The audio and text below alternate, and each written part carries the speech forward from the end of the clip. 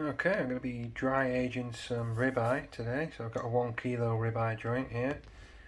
I've just patted it dry. I don't want it completely dry because I'm going to vacuum seal this in a membrane dry aging bag, and just having a little bit of moisture on the outside helps the bag to stick to and adhere to every single surface of the meat, so we don't have any air bubbles, which is where bacteria could be harboured. So I'm going to use one of these dry aging bags. They have a micro porous material that allows, I believe, moisture to pass out of the bag and nothing to come in the bag. It's a good way of dry aging just in a fridge without having to coat the meat in anything, without having to watch your humidity. So I'm just going to place the meat in the bag. I'm going to use this strip in the end of the bag with a vacuum sealer, and that's going to help me get a good vacuum without pulling any moisture into the sealing area. So get on with that. Okay, so got my vacuum sealer running here. Just going to start pulling the air out of the bag now. I'm just going to squeeze the back end of the bag there to help get the bit of the air that could get trapped out.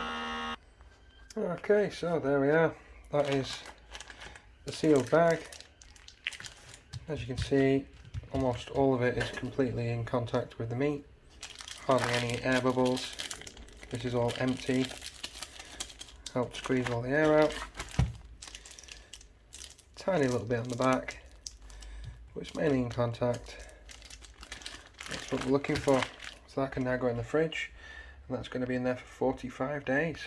So I'll see you then. Okay, so it is Christmas Eve, and our beef has been dry aging for 45 days. If we can get it out of the bag, it is rock solid. Got a little bit of white mould there, but nothing too serious. Other than that, yeah, it looks nice and fossilised. It's very firm. I'm now going to remove all the outside layer from every edge. We should have a nice dry aged ribeye joint ready to cook tomorrow for Christmas Day. Okay, there we go. So it's all trimmed. It smells fresh. You get a deep meaty flavour smell from it. If it smelt bad, then something's gone wrong and you need to bin it, unfortunately, but that's good to go for the roast. Ready for tomorrow. It's lost a lot of weight and a lot of size, but that is going to be some good meat. I mean, look at all that marbling. It's going to be a treat. There's been no nastiness, nothing looks nasty or smells nasty once the outsides have been removed, so we're all good to go. So I'm going to roast that tomorrow. It's only going to be serving 2, so it should provide a few nice slices of roast beef for us. Okay, now I'm just going to season the beef before I pop it in the oven. I've brought it out of the fridge and allowed it to come up to room temperature, so I'm going to just apply some oil and then some Maldon salt flakes and coarsely ground black pepper. Okay, now I'm just going to pop that into a little loaf tin that'll do for us today. That's going to roast in the oven for a short period of time at a high temperature of about 220 degrees C fan for about 20 to 25 minutes. Just want to bring the internal temperature up to medium rare, which for ribeye is about 57.5 degrees C or 135 degrees Fahrenheit.